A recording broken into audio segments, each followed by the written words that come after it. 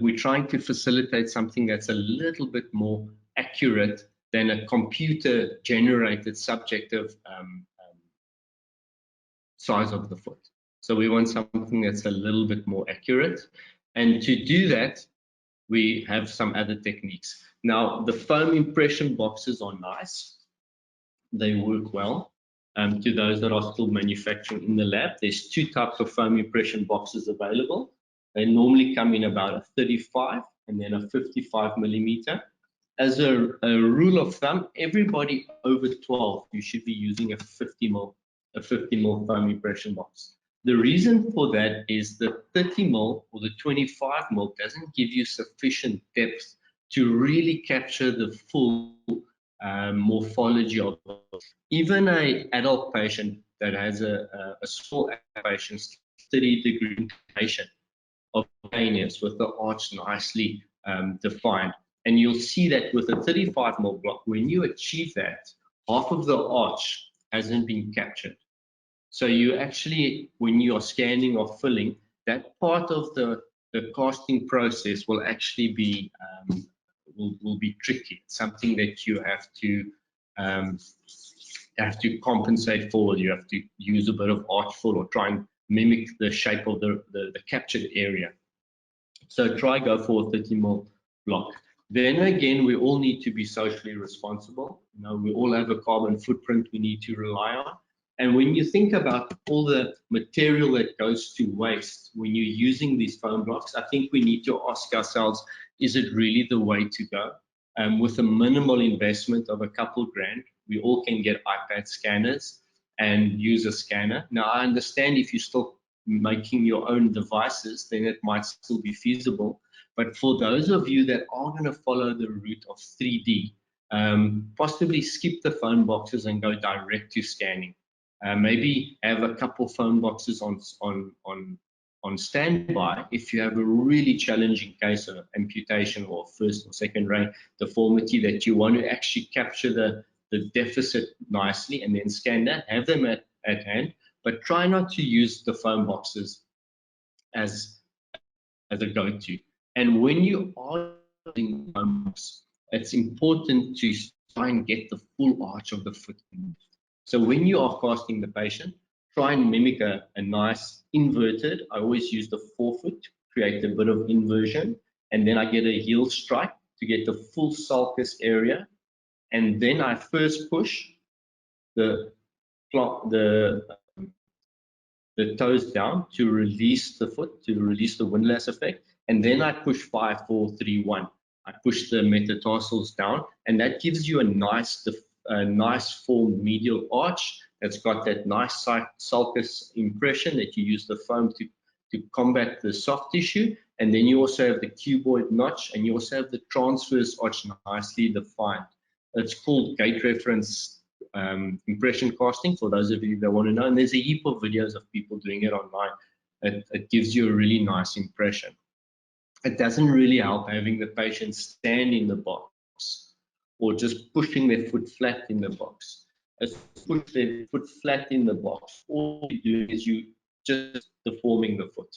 You know, there's some clinics that say they want to respect the deformity, but as soon as you're respecting the deformity, it's going to rely on your subjective interpretation how to correct that. And the closer you get to actually respecting the correction with a proper casting technique, then you can start using your objective assessment tools, because you have a better frame of reference that's more accurate to the patient's foot posture to get a better defined starting point foundation for this actual insult.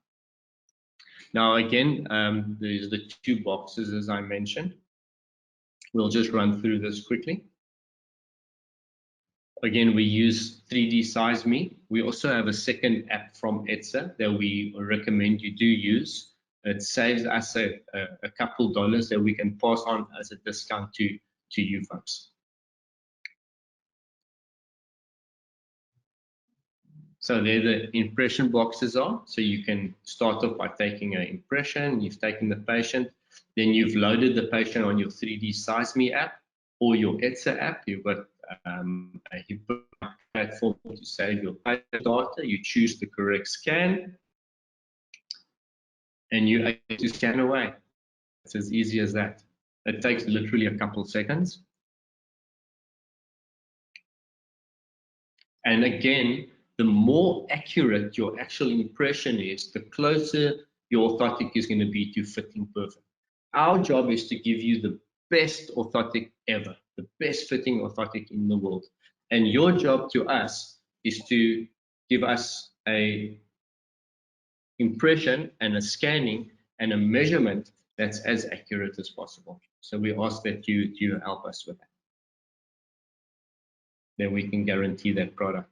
And I'm not going to go over this into too much detail, but you can see the nice defined parts you can get. Now, the second technique, again, if we want to be socially responsible and really work on getting rid of this carbon footprint, is just to scan directly. You know, now there's several techniques that I've shared with you in the past how to achieve that. Here's the one technique where you can just take a scan of the patient.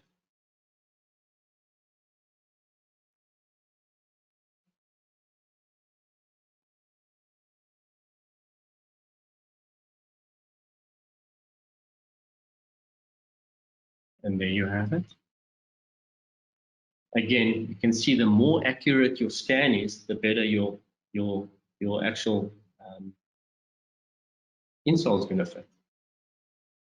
Because at some stage, the scan still has to be modified. The scan still has to be rectified. So the more close it is to the actual anatomy, the less work there is to be done. And you'll see how I use the band. I use the band on the first or the fifth. It's just to show you can play around with it. If you want to induce that windlass effect to really maximize that medial arch height, it helps a lot. And then you can also get the patient to help you a bit further. So you can actually ask the patient to just be seated and then to induce the windlass effect themselves. So you get that nice defined arch. And this works even with those severe planar valgus feet that are very deformed.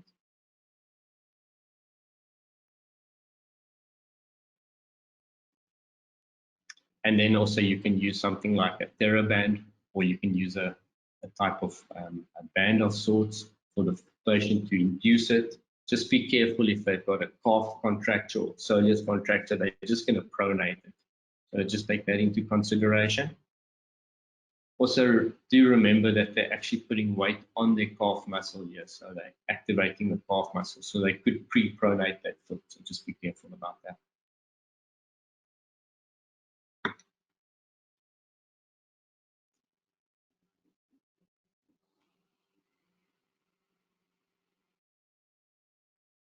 And then again, you can see a really well-defined foot. The calcaneus is pretty straight, and it allows us to start the process. Now, once that has started, then the actual modification starts.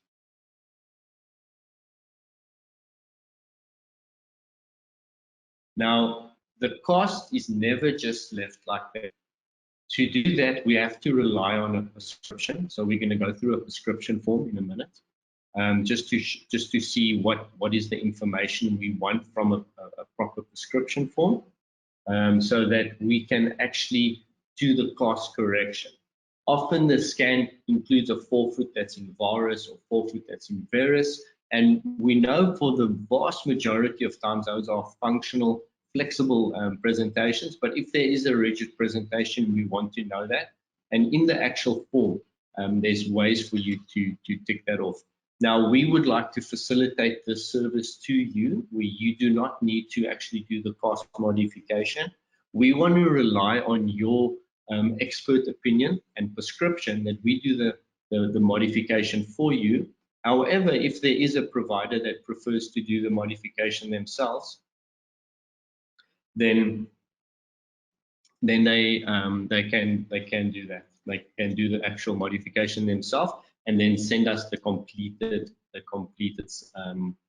scan of the modification, whether that's in plaster, if you've actually done it in 3D and you just want us to build it around it.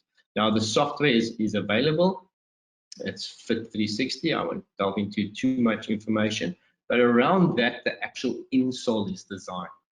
The insole is designed. Now, this is in high speed, and you can see there's several design criteria that need to be taken into consideration. This is the amount of arch fill that you want. That's what's happening there. You know, if you're taking a scan of the patient's foot and the patient hasn't been able to induce that windlass effect, then we would like to know that. Then you can tell us to add maybe a 3 millimeter or 3% arch fill in that patient. If you feel the patient's actually been inverting and his captured measurement is excessive, or he's got a cavus foot, then you can tell us to reduce the arch fill by 3 millimeters. And again, it might sound quite cumbersome now, but when you go through the actual assessment form, you'll see it's broken down into different segments, and it's very easily to follow and see and follow almost a flow chart of sorts. That's inspected, and that's done. Now the next process is that the actual orthotic gets designed. Now the orthotic includes intrinsic and extrinsic posting. It includes a certain top cover. It includes certain bottom cover, depending if you want a 3/4 device, what you want to achieve. Now I'm showing you in 3D, but this is the same process for EVA, or if you want to do a carbon fiber type device, or whether it's a graphite type device, it's the same process at play. And we'll go through those different specifications. You'll see here's a wide array of selections that can be chosen according to the specifics. And just another note, this is also one of my pet peeves, is EVA insoles. Again, I think their time is done. You know, when you look at the amount of waste, you know, it's almost, I'd say it's almost about 70% of this insole is actually wasted. When you look at the footbed that you actually are utilizing, and then you look at the volume by weight that you're throwing away, that goes into a landfill, that can't be recycled, we need to ask ourselves, is this the way? And even though we do offer EVA insoles, I please ask that you just think about it twice. With a little bit of practice, all those same objectives and all those same goals that you could achieve with the EVA insole, you can achieve with the 3D insole. We can give the same properties of flexibility with the 3 millimeter EVA top cover, and then a specifically designed shell. We can achieve those goals pretty well. So I ask that you just think twice. Saying that, there are your diabetic patients, and you do have your very challenging patients when you do need a EVA insole. And of course, then there's that thing, we'll be glad to facilitate that for you. The manufacturing process, luckily, is considerably less wasteful than this process, and these big blocks aren't utilized. They're considerably smaller. And this is what we're working towards, is these 3D designs. Now the 3D designs, again, they have these postings. So you have the shell of your orthotic. This is obviously a cavus foot. But then you have these perforations. You can have the external posting. There's a whole array of things that can be achieved. And those are the postings. Now the postings don't have to be rigid. So there we have a rigid posting, which is something similar. Let me just grab one here. It's something similar to this. That's a rigid posting. But we can also do these. We can do the tri-posts, right? We can use a tri-post, and we can use a tri-post which is considerably lighter. We can use reinforcements. We can move it around. We can play with it, and even perforate it. We can do a full perforation in the product. This insole hardly weighs 5 grams, and it's got the same rigidity properties of a carbon fiber insole, as long as it's got the right reinforcement at the right place. And there's different ways to reinforce it. You can use these different tools.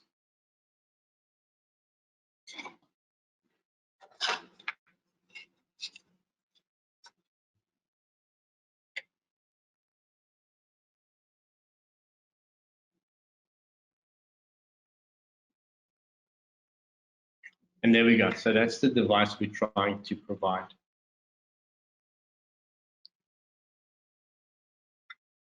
I hope that was okay. I hope that gave a bit of information. What I'll do now, if there's any questions, please feel free. Hi, Jamison, it's nice to have you. Jamison's at the airport. He's on his way to Barcelona on his first leg of his Dubai tour.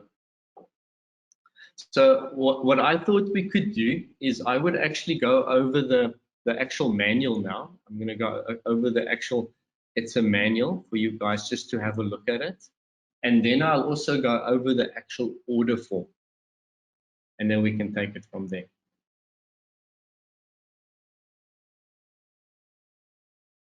Then Jamison, if it's fine with you, if you could just open the app, the online app, and then do a markup of an actual case. And then we'll put the questions to the audience. And if the audience has any questions, we can answer, whether that is clinical or from a practical point of view.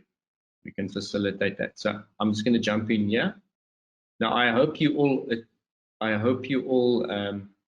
got this app. There we go. So this is the actual manual. And I asked you to take a bit of time and to go through it and just to see. It really covers all the information that I shared in a lot more detail. And what it does is it gives a bit of history. And it starts off by telling you how the insoles are made.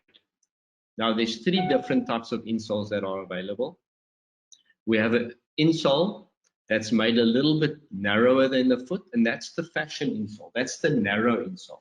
That's the insole you want to use for the shoes that you have limited real estate in. Then you have a versatile insole that's made approximately the width of the patient's foot. And then the performance has got a wider surface area. That's for the challenging foot, for those foot that have just a boat-sized foot. Now, you don't have to choose the performance on everybody with the big foot, because these things are taken in consideration according to the proportions of the patient. So if the patient has a big foot, his versatile performance and fashion design will be specific to his morphology. So it will be morphology respecting his actual foot size. So you don't have to worry about that. We take that into consideration. That's the first thing you need to look at. And then we can start off with the dress line. The dress line comes in different designs. It even comes in a high heel version. Now, I know that a high heel insole doesn't make much sense, but I have many times gotten amazing results where women have wanted to wear an insole that they can actually adapt for their arch of their insole. The nice thing about high heels is that the tibialis anterior is engaged, so the patient needs less of an insole anyways. So often a little Cobra device like this will work very, very well. And you have that opportunity to provide that to your patient. Now, the are there. I'm not going to go through that. Again, if you spend a bit of time, you'll get to know it very quickly. And we get extra narrow, and then we get this flat heel. This flat heel is when the heel is actually being left flexible to allow it to be adapted for different heel heights. Now, please understand that this insole is going to give you less of a corrective force than an insole that's been made with a deeper heel cup and the integrity actually not degraded to fit into the shoe size. So always take that into consideration when you're designing the device. They still have the same technical expertise at play. There's a lot of work that goes into it, but insoles obviously have to be also activity specific. Again, the sport line, there's different shell materials that you can choose, the top cover materials that I'll discuss in some detail. And then there's a diabetic insole. The diabetic insole has a specific top cover and a specific short type for diabetic patients. Now, the actual diabetic insole is mostly an EVA insole. There we move away from a 3D insole just because of the sensate limitations of the patient's foot. So patients have limitations in their foot, they have sensation issues, and we don't want anything rigid under there. We just err on the side of safety. Saying that, I often do fit patients with 3D insoles, specifically early stage diabetic patients. I'm trying to control that foot from pursuing a negative trajectory of deformity. That foot's going a certain way. We've got glycosylation at play, and that glycosylation is going to have all those manifestations that we know are going to happen. That foot's going to become a planar valgus foot, a neuropathic foot. Maybe the duration that will take is longer, but we want to control that from happening. We want to control the hallux valgus. We want to control the clawing of the toes, the dropping of the arch, and a good insole with the correct top cover can facilitate that. And once you're familiar with the 3D process and achieving those correct balance and flexibility, they work very nice for diabetic patients and they fit easier into the shoes. Now, with regards to the pediatric insoles, again, you can do carbon fiber, you can do thermoplastic, or you can do 3D. You'll see these UCBLs they stand apart. They'll differentiate you. They are absolutely phenomenal. You'll see it's been reinforced. We've got this lateral cuboid flare. We've got the over exemplified navicular notch. It really captures the arch.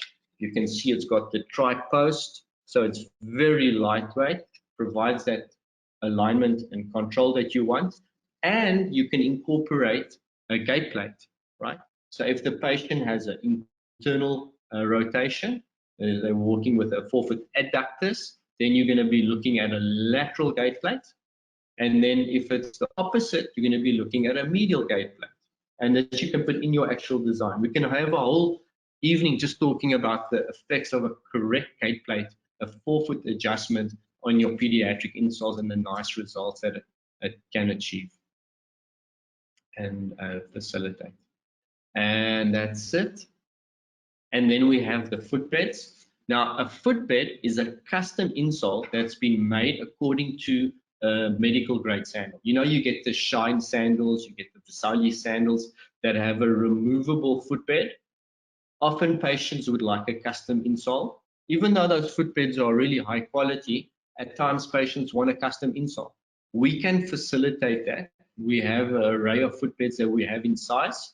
However, we can also work with other footbeds that we don't. We just need the specifics and the size of that footbed. And then we can have the top cover material pre-done so that that actually fits into the sandal without much work needed from your point of view. Then we do these E-flops. These E-flops are cute, they're nice. Again, it's the same process. They're not hugely price different from a custom insole, but you get patients that do want a pair of sandals that are custom to their cast. And then it's an EVA insole that's been customized with a heel depth or that's unspecified. And then we can design these E-flops. Now for the E-flop, because it's worn, it's important that you use a sizing template. So those of you that are interested in using the E-flops, we're going to send sizing templates to you at no cost. In fact, those of you that want to use our insoles, we're also going to be sending you sizing templates for the insoles, that when your insole comes, it's already cut and trimmed perfectly for the patient's suit, the width and the length and everything. Do a flip-flop. It's called the flop, I think. It incorporates a custom insole in the design. Now, I'm not going to touch base on this. The 3D capabilities extend past just orthotic manufacturing. So we don't just do orthotics. We can do a beautiful super malleolar orthosis. The Ritchie brace is very nice. Of course, the UCBL, which I've just discussed now already. And we're actually launching a combination of the launch pad joint, the pivot joint, in combination with the hinge AFO. It's a fantastic little 3D printed AFO, and it's a lot more affordable than the previous product offering we had. Protective masks, I'm just going to throw that in there. We're moving to PA12. Also shin guards. If you're working with football teams, soccer teams, where we can do custom shin guards that are incredibly lightweight, they're very comfortable, and they offer a higher level of functional protection. You know, these tibialis and these tib ridge fractures put people out of the season. So those are available, and you can use the same iPad scanner. I just plugged that, 2 systems. But the main thing that 3D printing is actually used for is actually insole design, right? And it's all about maximizing your perforations. I like to call it crunch zones. It's where you reinforce and where you don't reinforce.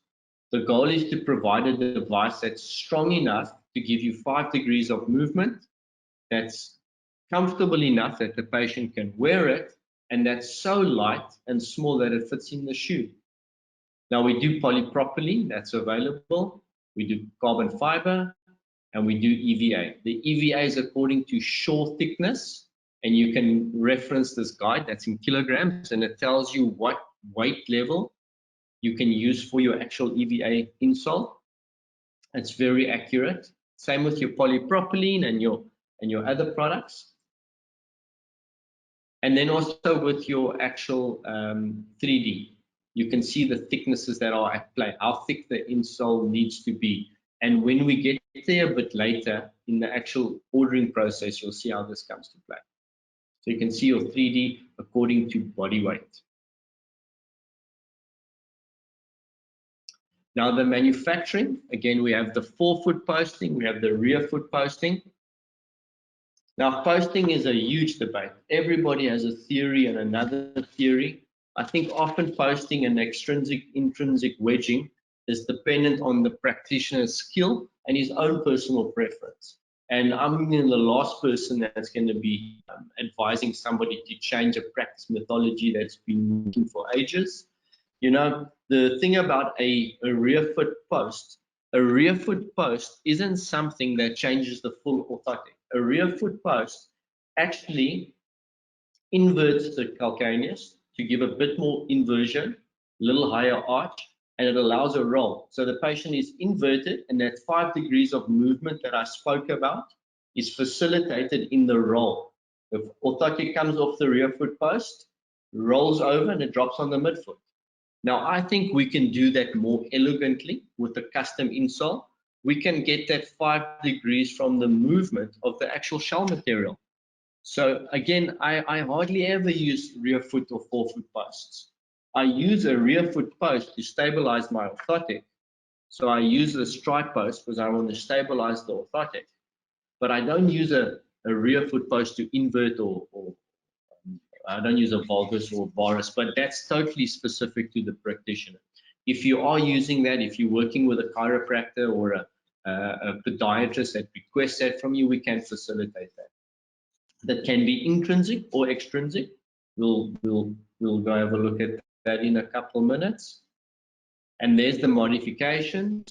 Now, each modification actually shows you what that specific modification is about. So if you spend a bit of time here, you can learn quite a bit of the functional properties of each mod.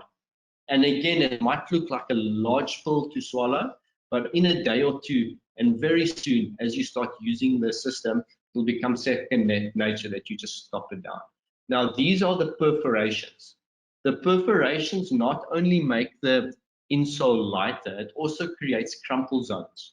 So at a perforation, the dispensation and the collapse of the insole is going to be faster.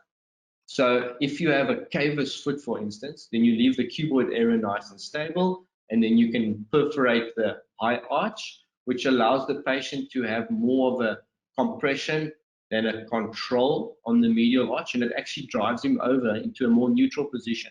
Or the opposite's at play, you know, it depends on what you want to do. If you put a perforation over a metatarsal pad or over a heel, then the peron is actually going to drop into that perforation under weight bearing. That's going to give dissipation. So it's going to give a bit of a softer feel. The insole drops in and then it comes again. So that's maybe for your plantar fasciitis patient. Then again, if you reinforce the insole, there's different ways to reinforce it. if you're going to use this technique, you're not only reinforcing the medial arch, you're also reinforcing the actual metatarsal area. And again, the other intrinsic postings are there. The nice thing is that it's designed in the device, and it looks nice. It really looks nice. It's a well-designed device that just has a awe and a quality. When you pick it up, it's something that somebody's going to pick up and actually be very impressed with. And again, there's metatarsal modifications. As you can imagine, the metatarsal modification is going to be on the outside. And the nice thing about that is you can use different shore thickness. So even though you're doing a 3D insole, you can build your metatarsal reinforcement from a softer poron or a softer EVA. You don't just have to have a met dome, you can have a metatarsal dome. I love these metatarsal domes. You know, a hallux valgus foot, then you've corrected the foot in the open and closed chain, and you've got a nice arch. Then the patient comes in and he puts his insole in, but that first MTP is in a centimeter off the ground, right? So off the ground, and the toes dropping. As a rule, with the hallux valgus, I always put a metatarsal dome in. Or if there's a Morton's neuroma, I don't even play around. You know, if you actually look at it, how nicely it's done, and you can have that on top of your 3D insole. It just works well. And worst case scenario, you can just grind that away. Right? You can play around with that. Again, then there's a reverse Morton's extension. It's not used too often, but I advise you to look at that. A reverse Morton's extension, unlike a medial Morton's extension, doesn't extend all the way to the distal toes, right? It stops at the sulcus area, and it can bring people a lot of comfort. You know, those people with a plantar plate issue or a severe metatarsalgia in that area. And the nice thing about 3D printing, it's easy facilitated. So it's not an extrinsic buildup. It's actually in the design of the shell. The shell is reinforced over that area. It's actually designed into the actual device, you know, that it's elongated and the length is increased. And that's less than 1 millimeter thick, and it's very, very stiff. And often that's the stiffness that takes away the additional movement at that area. You know, that area that you have that arthritis, that you have that degeneration, you still want to move it, but you're just taking away a little bit more, you're giving it a bit more support, and you're limiting the movement at that joint space. That helps take the patient from just above the threshold of pain to below the threshold of pain. Again, we'll help you if you have any questions around the different posting techniques. And then for the heel, of course, plantar fasciitis, I think, doesn't need a heel cushion, but it's nice for that acute patient. And you can either have a full heel cushion or you can have a horseshoe. You know, you see these heel holes. That's actually a cavity that's cut out at the insertion of the plantar fascia. Now you're going to say, biomechanically, how does that work? I don't know, but it works. It works very well. Maybe it's proprioceptive. You know, people go running with patella tendon issues with a bit of kineso tape wrapped around their knee, and it works. But I do know that if you perforate that area with a softer puron, the patient feels it immediately, and maybe it's a placebo or something. As long as it doesn't affect the property of my actual insole, I like to facilitate that. I like to give it to the patient, specifically if they're coming in with a heel spur, and you can give them the horseshoe offloading, and you can just remove that later on. And again, you have the full Morton's extension, totally underutilized. Too many patients with hallux limitus are left at the deficit of this deformity. It's very painful, and you can help. Now, a patient often benefit from a toe crest. These toe crest patients, so it's just patients with these hammer toes, these clawing toes, and you lift it up, and by lifting it up, you're just helping offset that extensor hood. you know. And again, maybe it's a neuro in nature, but the patients have immediate comfort from it. It's funny that if you look at the position of the sulcus and you're actually dorsiflexing the toes, it just takes away a bit of that ridge on the top of the hammer toe. It just brings it down. I think it's 5 millimeters, but often it's that 5 millimeters that gives them a bit more comfort in their footwear. And it begs to ask, but you're actually lifting the toe? No, it's in the toe sulcus. So you're not actually lifting it higher, you're actually extending it. So again, that's what that's for. And again, you can start using that as you get familiar with just the more general insole designs. Please, if there's any questions, let me know. And then we can jump to the actual order form.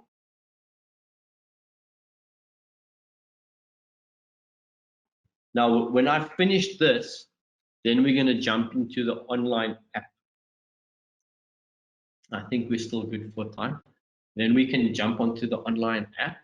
And the online app is this on steroids.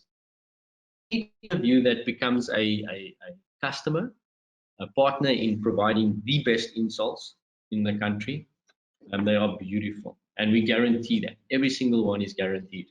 You're going to have online access. You're going to have your own independent account where you have the choice. I know some of you are a bit more old school. You can submit this to us with your scan, and we can facilitate that. We can advise the younger people. We have the people with less experience. Our clinical expertise and every second of my experience is at your call. And you can fill this form in. You can ask advice. You can shoot some pictures through. Alternatively, you can fill the form out, send it to us, and ask to keep it stock standard. We submit the order together with your scan when we start the process. Now, here's different information that's very important, because at the end of the day, we can't just order, because we are responsible for the product, we're responsible for your patient. So the one way that we can flow chart and do troubleshooting is looking at the patient's age, his weight, and his shoe size. Now, that's important. The full name and the activity level is up to you. If you want to use an MR number, go for it. But the activity, the age, and that we need that information. If you tell me the patient weighs 66 kilograms, but you chose the insole that's 5 millimeters thick, I'm gonna troubleshoot it, and I'm gonna give you a call and chat to you. Of course, if you want it that way, then it's fine. We'll proceed, but we'll very quickly get to know each other. Not just me, the whole team will get to know each other. There's Jamison, we've got Pieter on board. Then we'll understand what your exact requirements are, but we need to troubleshoot. Now, here is a bunch of stuff. We have the top cover. Now we have all the cover material there. Now, any of you that's going to start ordering, we'll send you samples of each one. Each one is very high quality. This is the new print. It's very, very nice. Again, your logo embossed onto it. This, for instance, is the EVA. The EVA is it's a beautiful, high quality product. It's going to last the patient a long time. But I use this as a reference now. This is a UCBL. Now, you know that a UCBL has got a deep heel cup. So I would prefer that you don't choose an Italian leather for a heel cup, because we've got to pull that leather into that heel cup sulcus, which is very hard to do. Then you might get a message from us. So your top cover is specific to your insole design and your patient's functional needs. Right? A lot of people create templates. I like to use this black leatherette. That's a very nice design. I like to use a 1.5 millimeter pearl. For instance, if you look here and you look at extra cushioning is what you have sandwiched between the shell and the top cover. Now, if you're going to choose a leather, we know that leather is 1 millimeter thick, then I'll put a 3 millimeter pearl on.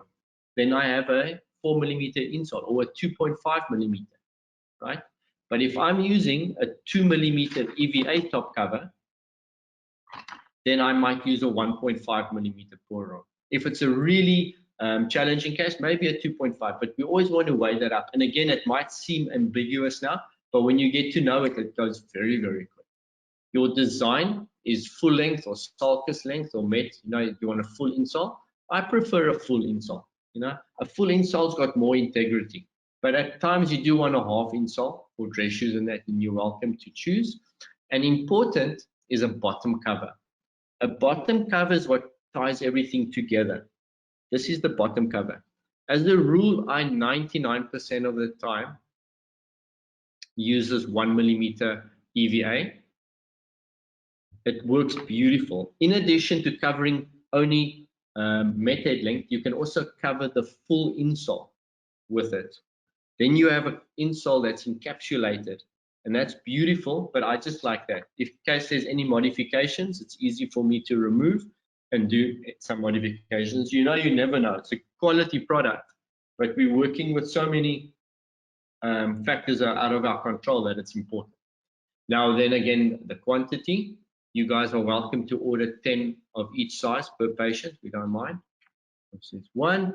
The arch contact is what I mentioned before. If you're capturing that foot in a maximum arch height, then you do moderate or you do minimal. But if you think the patient needs additional arch height support, we're going to mimic that morphology of the patient and increase it over the full size. So we're not inventing a new arch, and that we can do over the lateral and the medial arch height. There we go. And then as we go down, we have the heel cup depth, which is important. The deeper your heel cup, the more support you have. The deeper your heel cup, the less lateral translation and movement you have in the actual insole, irrelevant of the shoe, and importantly, the more lateral wall control you have, because the heel cup has to marginalize the arch. So if you have 5 millimeter heel cup, that lateral marginal is going to be very little, which means you're almost going to have a flat insole. But if you're going a bit deeper, if you go to a 20 mil heel cup, then you're going to actually have a reinforced stiffness. It's like folding a piece of paper that can stand up straight. Then you're going to have control. Now you have your heel lift. If you want your heel lift a centimeter, that's fine. If you choose to have a tri-post, we're not going to lift the whole heel up. We'll build that into your actual tri-post. That the tri-post on a shank angle increase actually facilitates that. So if it's a centimeter, obviously it's going to be angled correctly for the patient's alignment. Then we have these wedges. Again, I'm not going to get into too much detail here.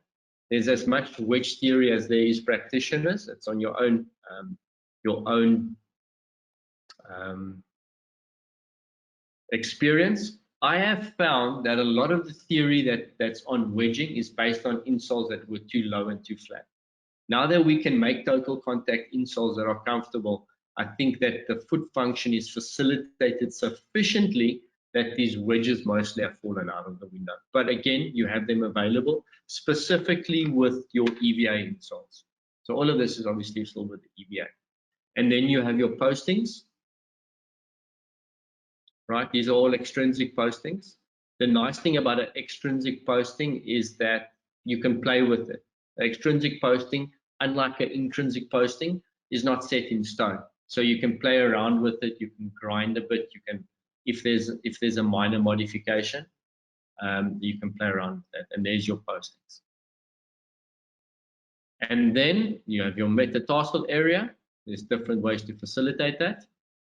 Here you have a U cutout, which can be at any one of the toes. A metatarsal cushioning. Again, you can reinforce it at any of the digits. You have the met dome, you have the width, you have the height, you have the hardness, a metatarsal dome. Again, very soon you'll be ticking through this. And if you want, you can set up defaults that you can call it Clinic XYZ, Pediatric UCBL, and then it actually fills this for you, and it migrates everything on the online app. Then again, the heel hole, the pockets, you can go through this. It's everything that I discussed earlier. For instance, this valgus pad, arch pad. So if you have an arch and you've made the patient, I do this often, and you've made a total contact insole, but you want to provide a little bit more support, then you can actually build up the arch with a piece of poron that's a bit softer. So the poron can be a 1 or 2 millimeter, very soft, and you give that patient a bit of a cushion. So you've got a total contact insole that's pre-compressing the foot, whether that's at the navicular or on the arch. You see, you can play around with it. The styloid notch, important. Let's say, for example, you've got a cavus foot, a severe cavus foot. You can put your styloid notch, you can increase it, so that's extrinsic. That's on top of your existing cuboid notch that you attained. You could do a peron, and then you could go down to your 3D and you could perforate your medial arch. So as the patient heel strikes, he has the support of the cuboid notch. It catches him because he's in this is the cavus foot now I'm talking about. So it catches him, and then the medial arch crumple zone deforms. Then you can facilitate a nice smooth transition rather than trying to wedge it. Right? Again, these rear foot posts, the sulcus of the metatarsal, of the fat pad moves 8 degrees, right? Take your foot, you can move your fat pad 8 degrees. So I like to work with the area just in front of the calcaneus. I like to work with the area just in front of the calcaneus on the medial side, and then that cuboid area, you know, that same area that we capture when we cast the AFO. So I like to play with that, and that's how I post, not on the hind foot. But again, it's up to you, it's your own specifications. And then you can go through it, you can see here, right, your Charl designs. You see here this medial arch expansion, that's beautiful. How often have you fitted an insole, and the insole is taken at the patient's optimal foot posture, and the patient stands on it, and it's lovely, but his navicular has a perforation where it's hurting him, so you have to paste a piece of pad there, right? Then what you can do is you can do this lateral extension, right? Call it arch expansion. Now what that does is it just prevents that lateral translation. So the actual properties of your insole is built into that. And you never have to go more than 4 millimeters. 4 millimeters is the maximum, right? But it gives it nice shape. And it just takes away that leading edge that digs into the patient. And then you're facilitating the translation of your natural arch all the way to the lateral border of the actual navicular. Now you don't have to choose a wide insole. You can do that on a versatile insole. Remember, it's proportionate to the patient's size. And there we go. Then there's the crumple zones, as I discussed. This one here is going to be a reinforcement that's going to translate and mitigate into the metatarsal area. This is the medial arch, lateral heel. Then you have your tripost. You have your standard tripost. You have your lateral density reduction. You have your medial arch reinforcement. That's a singular reinforcement, which I'll show you folks now. And then there's the tripost that can be wedged. And then we have that there. And then we have that. And the thing about it is, let's open it up. So that's what you're trying to design an insole, right? So that's your insole. This one's got a 5 millimeter arch support. This was actually done on a 2 millimeter insole, so you can see it's super, super thin. Super thin. And then you reinforced it. This uses little ribs on the sides, and there's your post. Now, some people would actually like to put a valgus lateral wedge, and then you can incorporate. Then you can make this 5 millimeters higher on the medial side or the lateral, whether it's a valgus or varus. Right? There's a little low insole, it's designed. And you can see it's all tapered down. Now, the nice thing about Edser, unlike the other 3D printing shops, is that the job comes finished, so it's smooth. You have none of these sharp lines. This is only a CAD file. There's a lot of post-production that goes into this. It's super smooth when it's finished. And again, this one's a little bit higher. You can see this one's been perforated, for example. Here we've gone a little bit more. This has actually got a medial arch stability. This is somebody that wanted a a virus support. So you'll see it's actually lifted up. It's a bit wider, but this is going to be heavy, you know, so you can perforate that as well. And then the nice thing is that it runs in with the actual ribs, and it's your ingenuity that will be at play. That's a little bit better. So it's the same design, but with the stripo, so it's a lighter insole, takes up less real estate, saves the planet a little bit more material from 3D printing. Right down to this bad boy. There we have a UCBL. So it's got all the bells and whistles. It's got the lateral arch reinforcement. It's got the tri-post. It's got the ribs. You know, the patient's name, your clinic name can all be printed on. And there we have it. And that's the nice thing about CAD/CAM, right? Is that you can play around with it. These were all done off a singular cast and different designs. The secret was that it was a good cast that was used for this patient. Obviously, not all these are indicated. The specific patient needed the UCBL type design. And with that, I will put the screen over to Jamison. We can look at the online process. I don't know if there's any questions. Okay, that's good. So Jamison, are you going to open the online app, and could you just go through it with them? And then sure. if there's any questions, I will ask along the way. So I ask you guys to ask us some questions. You know, the best training process is always where there's a bit of exchange of ideas. Tell us what you like, what you don't like. If there's questions, please feel free to ask.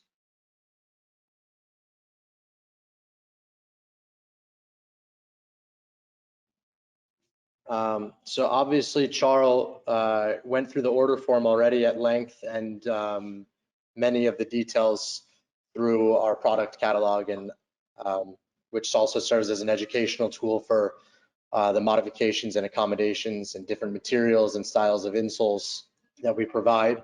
But I'll take you guys through a bit of a look at the online application. Once you log in, this would be your homepage as a clinician. And the way that the majority of you folks have been working so far would be that you're uploading the orders from basically IMED file from email from your computer. So I'll start with that process. So you would start on the left side of the screen and select your orders and then create a new order. I'm just going to fill in some dummy information. So test and test file, a male patient. You would enter their date of birth, which I'll just do a couple days ago for now. The weight of the patient, let's say they're 80 kilos, and your shoe size. If you have an identification number for your clinic that you want to add to the order, you can do that. Patient activity, say that they're a runner, and say they have plantar fasciitis. Sorry about that. These fields are, the diagnosis is helpful for us, but again, we do rely on your input and decisions, as well as reviewing them to make sure that we agree with them and that you're going to get the best devices possible. But this serves as a form that you can put into your electronic medical records later as well. So then you'll just click next. It sees we have a similar patient, but we won't worry about that. Oop.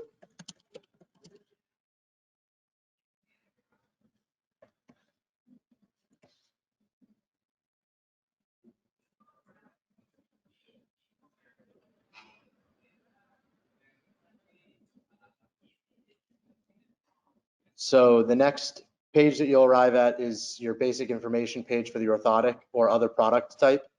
As Charl went through earlier, we do also offer flopthotics, e-flops, and other devices. So you select orthotic, and your page is going to kind of morph as you go. So it's a first visit for the patient. You can select your style. We'll stick with versatility. Charl already mentioned the differences to you earlier.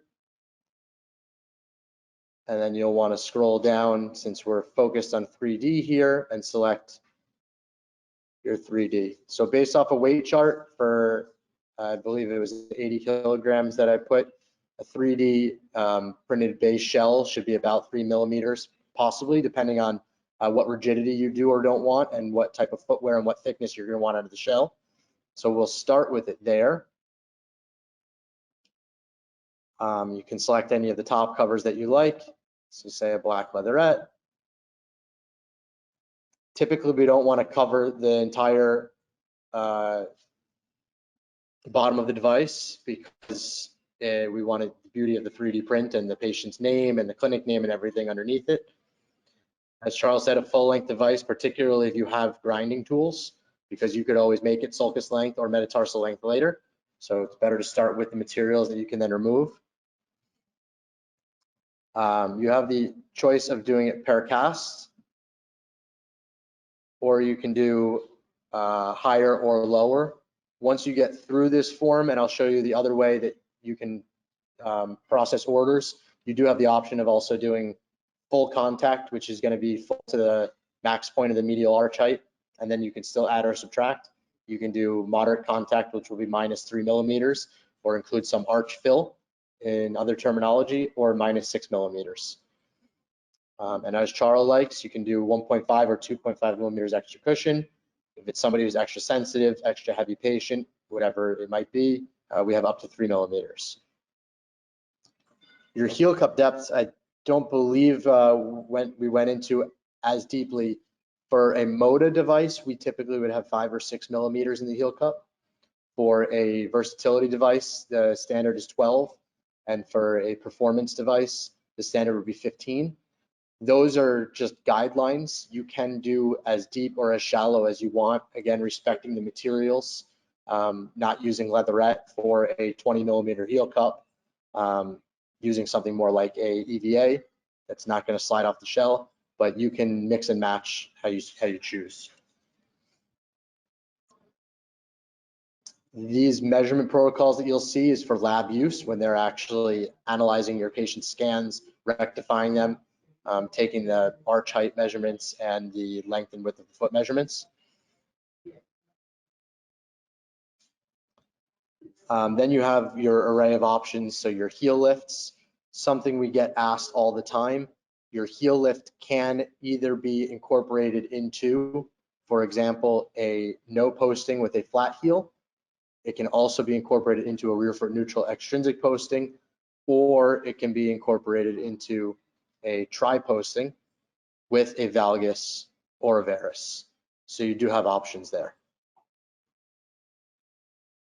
Your wedges, as Charl mentioned, there's a million philosophies on them. What I do stress to all of the clients is that rear foot wedges and complete varus and valgus wedges are not for 3D printed devices, they're for EVA devices, because we would use postings in the heel, not wedges. You can use your forefoot varus and your forefoot valgus postings, or wedges, sorry. Then we have our postings, so you have your forefoot varus and valgus postings, which go underneath the first or fifth MTP, just as pictured. You have your rear foot valgus and rear foot varus, which can be a square post of the full heel extrinsic. They can be intrinsic. They can be a half post, or they can run diagonal. If you're not going to do any posting, you can select no posting. We typically always use a flat heel, which means we polish the bottom of the heel cup, which in 3D printing is done digitally. And we use that also with the intrinsic varus or valgus postings. As Charl mentioned, again, with these newer devices, we really can create something that's not going to rock too much. My preference is either a tripod posting, which we'll get to in a minute, or no posting, so that it has better fit in the shoes. By flattening out the center of that posting, you're really able to create a device that's not going to rock once it sits in the heel counter anyway. So we have an array of metatarsal accommodations. You have your metatarsal dome pad that specifically I tend to tell the clients is for a Morton's neuroma, or if it's specific 2, 3, or 4 metatarsal head or interdigital pain. The Met bar is really your do-it-all modification or accommodation. If you ever have a question about anything for the forefoot, for the most part, if you're looking to prevent some pronation, but you're worried about blocking too much and that that patient isn't going to tolerate it by increasing the shell height, any hallux valgus, any of those, metatarsal bars are a good way to go. You can choose high or low, 3 millimeters for low or 5 millimeters for high, and then you have the various densities again. You want it full. Metatarsal cushioning, if you don't want length, you can start from the metatarsals and either as pictured, or you can extend it to toes, and then you can also add cutouts to that. So you can select individual areas to cut out for offloading of calluses or ulcers or anything of that nature. Just jumping ahead real quick, Charles showed the pocket met heads earlier, I believe. I personally am more of a fan of using a U-met head cutout in which we put in a piece of soft EVA and cut out from it. The reason is it's much more easy for us to be accurate without having a circle that's closed, whereas the edge of the callus or ulceration might sit on that edge of the cutout. Sorry, of the pocket. So I believe that we have a better chance of having success with the patient. And again, you can use the different materials, your different thicknesses, extended to toes, and whichever areas are indicated.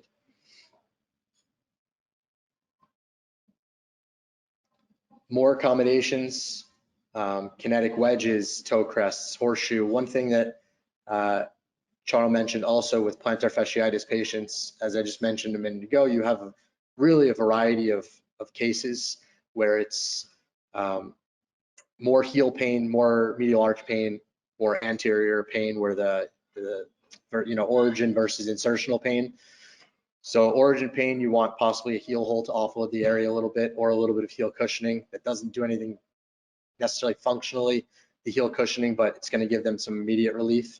If you don't use Poron and you do use very soft or soft EVA, it will again give some relief, as well as providing a little bit of an intrinsic heel lift, and that should offload the posterior connection with the gastroc and up the chain, so that you're decreasing the amount of stress through the plantar fasciitis a bit, through the plantar fascia a little bit. Playing with that as well, you can add an arch pad so that you can have the full contact, or raise the medial arch without being too aggressive and pushing into the area. The navicular depression, as we mentioned earlier, you can use for somebody that has a bony or dropped navicular that's rigid and isn't going to move back superior. That, as well as using the medial arch expansion. The reinforcement of the arches has become a little bit extinct based on what you saw that Charl already presented to you, that I'll go into in a second.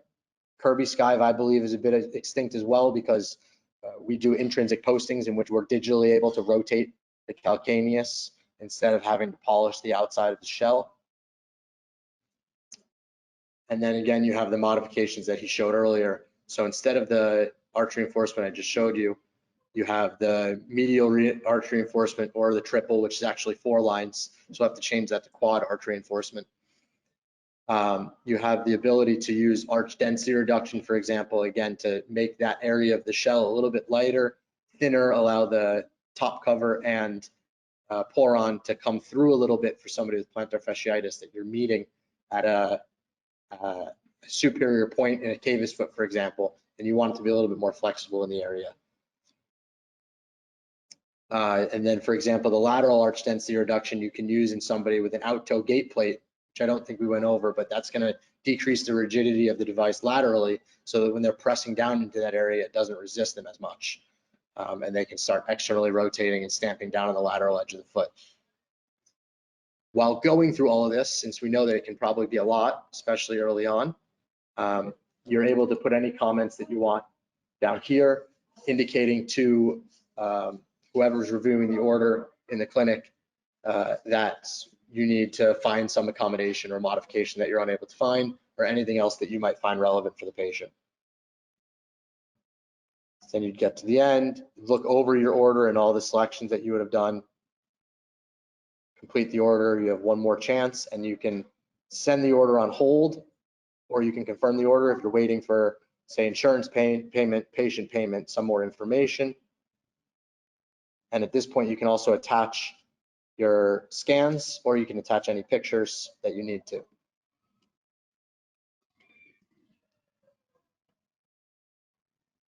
Now, a secondary way of uploading the orders is that we can provide you either for 3D Seisme a user ID and a client ID that's going to give you a skin for EdserLabs, and you'll be able to send your orders in directly. Or we can provide you a license for our EdserScan app where you can do the same. When that happens, you're actually going to have the order come directly into the application. You're not going to have to generate a new order. Once you do that, if you're working that way, you'll click View here. You'll see there's an order with Charl's name on it. These areas will actually be blank when you do that. Sorry, we can't see your screen anymore.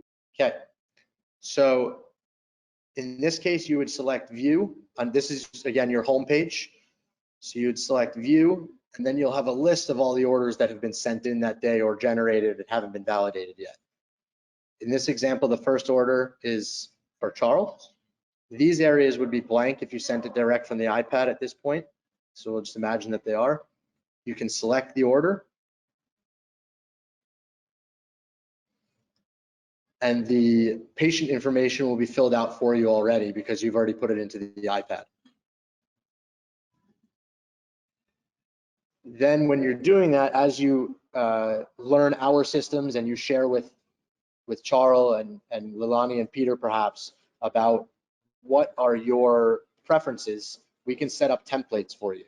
So to make everything easier that I just did, you can select here. Right now there's only one template in, but you could have one for plantar fasciitis, one for hallux valgus, one for hallux rigidus, one for midfoot arthritis, one for ankle arthritis, whatever it is.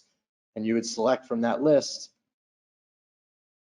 and it's going to pre-fill this area for you.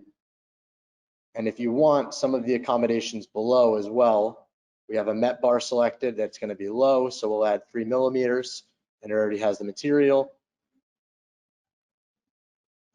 We've got a tri-post and a triple medial arch enforcement. In this case, for plantar fasciitis, I can actually go in now and edit still, even though it was a template. I can get rid of my medial arch reinforcement and exchange it for an arch density reduction. And let's say add a arch valgus pad as well, and keep everything else the same. So you have your templates. They're really like an easy button, but then you can still modify and change anything as you wish. One of the things that Charl mentioned, and I was speaking with Pieter about recently as well, is mixing and matching in order to get the ideal shell material, rigidity, and thickness for your patient using 3D print and taking advantage of what it has to offer. So, of course, instead of using polypropylene, instead of just 2, 3, 4,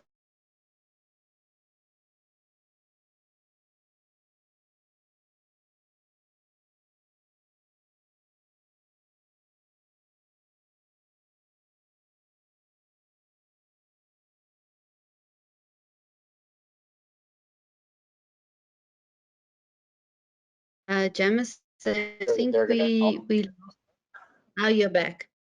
We lost your sound, but you're back now.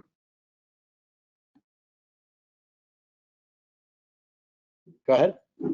For the 80 kilograms, I had said that 3 might be a good choice as a base shell level, but if your patients need a little bit more, maybe 4 or 3.5, 4.5. But if we're going to use the medial arch reinforcement, maybe a total of 4.5 in the arch, while keeping the surrounding areas a bit softer and more comfortable on the patient's foot. That being said, now we've switched to a arch density reduction, so we're going to want to go to a 3 or a 3.5 millimeter shell. So that's just an idea of how you want to work with it and play with it. It's kind of like a toggle. One thing goes up, one thing goes down in order to get the perfect rigidity and comfort for the patient. Charl or Lelani, I'm not sure if you want me to show them briefly how when they have more orders in their system, they can manage a little bit, or if we want to wait for that until another session or later. I think it's a bit, I think that's just going to confuse people. I think that's enough information. Okay. Though they're all incredibly smart. I don't mean that derogatory.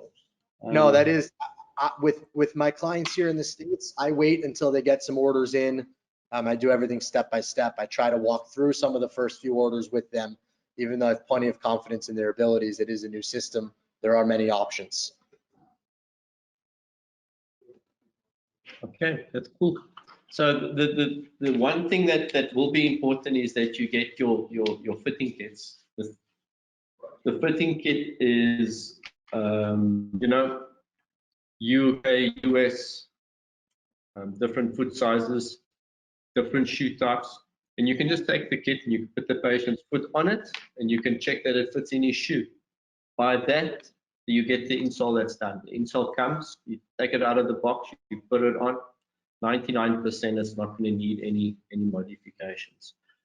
Charl, can I very first frequently? Yeah. The kits that you have, they're single width, correct? So they're the versatility grind. That's right. So just as a tip then for everyone, once they get those, you'll want to use those with a patient's standard casual type shoe, a standard type walking shoe, a Vans, something kind of sleek. And then you'll go from there if you know they're gonna be using either the first pair or it's a secondary or a tertiary pair that they're gonna use in a fashion or a more sport shoe with a wider last in order to make those decisions. And then you can still use, again, that fitting template, put it in the shoe and see that it's too narrow. And whether the patient tells you their shoe is wide or you note that it's wide, you can start moving to performance, or you can start adding +5 millimeters, +10 millimeters to the order to get the perfect fit. Yeah. So you'll unfortunately that's a bit of an experience thing, but 99% of the time the standard versatile is fine. You know, even for sports shoes. Yeah. So you guys don't have to worry that you're gonna have a bunch of insoles that are too narrow. They'll tell you one thing. The one problem is this insole is almost indestructible. So the shelf life, I've been fitting 3D insoles for 3 years now. I've got 2 clinics that have been ordering from right in the beginning, and they send insoles to be resurfaced, and I pull off the top cover, and the integrity of the insole is amazing. It's not even, you know, even polypropylene has got a good return. That's why they make Tupperware from polypropylene, right? The hinges. But these things are amazing. They just go and go and go. And you don't have to worry that the client's not going to order more, because they're so happy with the product. And again, I'm very confident you guys are going to be pleasantly surprised. If there's any of you that's interested, drop us a message after this this webinar, and we'll gladly facilitate anything you need. Even if you just want to borrow a scanner initially and try a couple. We also have a couple ways that you can actually use. You can use your phone. So we've got a system that you can actually use your phone, as long as you have a camera that allows you to unlock your phone with facial recognition. That's got the capability to take a scan. So work with us. We'll help you guys out and take it further. Let's see.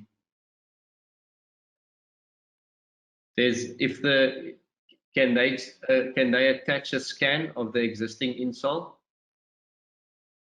What's Jamison? that, Jamison? So if they run it. I was just showing them the, can't really see much, but this is the phone scanner. I'll scan my face real quick and then I'll show you guys the result. You can see how fast it works.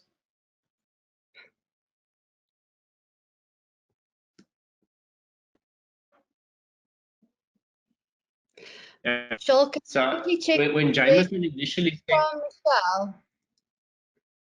Charl, can you quickly, yeah. Javier, sorry. There's a question from Michelle in the comment section. Yeah. So Jamison, if a customer scans the existing insole, can you get the link from the scan? The problem is that scan needs to be converted. It works nice, but you know I mean every one of your orders has to be troubleshooted. So I go over it in the night, I review it, I make sure the parameters, and the scan needs to be converted. Now remember, no scanning software is free, so you can scan it and it's good, but it's a better idea just to put a ruler on top of it and measure it. The thing is that scan still has to be imported, and that's a couple US dollar. None of the software is really free. If they're using Edser scan, we can circumvent that a bit, and it is possible to do. Sometimes it's tough to get a good scan depending on how people do it. It's a thin insole normally, and so if you lay it flat on the table, the scanner isn't as good at separating it from the table, but it is possible. Sometimes people hang them up also, but again, there's something connected to it. But the better way is to trace it and put a scale that we can let you know on it, just to make sure that it's converted once you scan that with just a standard print copy scanner and send it to us. That's the better way. Yeah, and in the actual app, you can take a picture. So that's another way. You can take a picture of the actual scan of the length. You can put the ruler over it. But remember, if you look at the shoe and you give us the US and UK sizing, I know there's been a couple of times when is it US or UK. We're going to do our best to get it right. But if you want to have it fail safe, let us send you the templates. They've at no cost, and you've got them. You can fit it in, then you can relax. You know, there's one less step and one less room for error. I think though, for Michelle's specific question, we have some clients sometimes that it might even be their second pair of insoles, which is always a good thing. That they want them specifically for that shoe that they're going to fit absolutely perfectly. So they want us to try and copy it, which, you know, we do get those pieces, and then they have their other shoes that are all, you know, slightly different, that the standard one fits perfectly. The one caveat I'll give about this is about scanning other things. We get here and there clients that think now that they have the scanner, they can scan the insoles that came from some other lab, send that to us in a picture, and we're going to be able to perfectly replicate it. It's not that simple. Different softwares, different materials, different designers, but we do have it happen, and we do our best as well. However, we think that our insoles are probably going to be better and make the clients and patients happier anyways. So we prefer to make new ones. Yeah, what you can do is you can look at the parameters of the insole. So if the patient had an insole that had certain design specifications, you can mimic those in 3D. So you're actually just putting it on steroids. If he's got a curvy skive, or he's got a wedge or a flange externally, you can pretty much duplicate that. We got some customers that used to use Langer, and Langer has templates, and they just copy the templates exactly, because everything it's not Langer's proprietary information. You know, Sole Support or one of these companies didn't invent gate reference casting. So we can always copy existing design specifications. And when you have the app, you can play around with it. And I know how ingenious South Africans are. You know, they're hands-on, and this is going to be your hands and your tools for you to play with, and then you can get your really customized solutions and be very specific.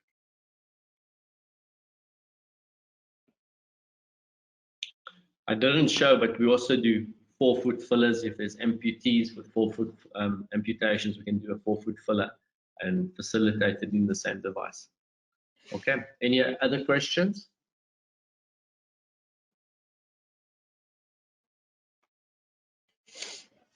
Jamison, I think then you can have a glass of champagne in your business lounge on your way to Barcelona. I'll move from Admirals to Centurion in a few minutes, where they have better service, and then I'll have a drink and some food. It's I think it's worth celebrating. It's been, as you know, I usually go over a few times a year. I had to cancel twice, or was forced to cancel twice. So it's been a long time coming. No, thank you see for you making next it week. happen. Yes, I can't wait, except it looks like it's going to be scary hot.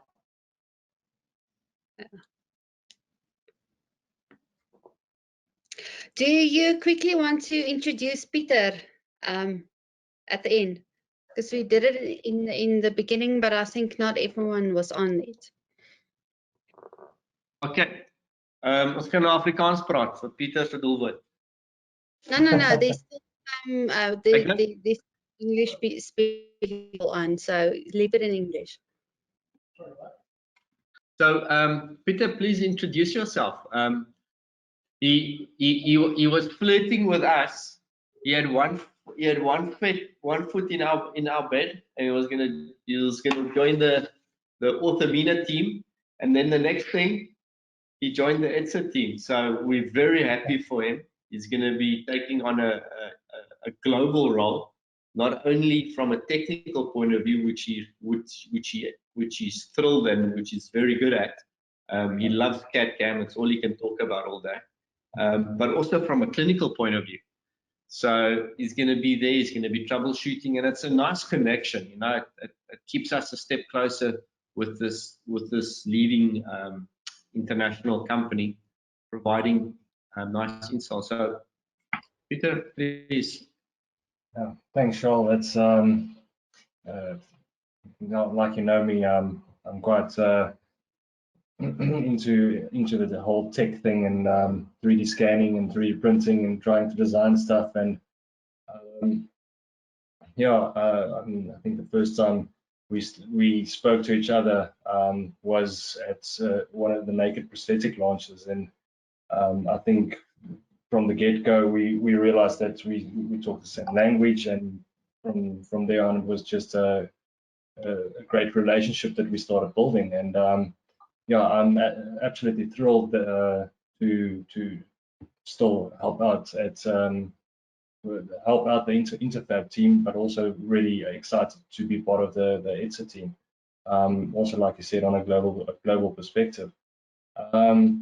Yeah, so basically, my role on this side for now, I would suppose that if there's any practitioners that do have technical questions, like, say, for instance, you cannot get the scanner going, or trying to upload a scan, or whatever, some malfunction, or just a little bit of a technical background issue, I think it's safe to say, Lelani and Charl, you can share my details with the practitioners, and yeah, I'll basically be available 24/7. Luckily, we're all in South African time. Yeah, so I might not answer 1 o'clock in the morning, but 2 o'clock when my alarm goes off, I'll definitely answer. Yeah, sure. Yeah, I might answer at 1 o'clock in the morning, so if you're not available, we might be. Yeah, I do have to allow myself 1 hour of sleep, so yeah. But yeah, thanks guys. Thanks for the opportunity to introduce myself, and looking forward to meet every one of the practitioners. And yeah, feel free to give me a shout. Yeah, just to add on to that for Pieter, I really think that it's a fortunate coincidence, or whatever you want to call it, that we had, because obviously he knows the South Africa market. He knows some of you guys, I'm sure. He knows Charl and Lelani, and so he'll, you know, have probably one foot, or part of 1 foot, still there, while being in the factory in Barcelona, being able to see everything, and probably have a little bit of extra pull for Lelani and for all of the clients in South Africa to ensure that you guys are getting the best service and exactly what you want. So for starting together, you know, a few months ago and really growing this thing and offering you guys an awesome service, it's like perfectly ideal. And it'll be great for MENA as well, market, but first and foremost for South Africa, it's gonna be awesome. Looking forward to the journey. Okay, so if there's no questions, I think We're all set. no, it's quite an audience. Okay, thank you everybody for joining us. There won't be a webinar for a good bit of time, so we love and leave you and hope to see you soon. We do have another couple nice events planned. One of the events that I think is going to be phenomenal is on body-powered prosthetic solutions, upper extremity solutions. You know, I again and again say that myoelectrics is overrated. It's overrated. A good fitting, specifically passive closing upper extremity prosthetic, hands down outperforms a myoelectric device. You know, if you look at all the competitions that they do. So we're going to be hosting something in combination with TRS. That's going to be very cool. And then we have a couple of other nice events. You know, our association with naked prosthetics, so we'll be taking that further. Again, body-powered upper extremity prosthetics. Okay, thanks everyone.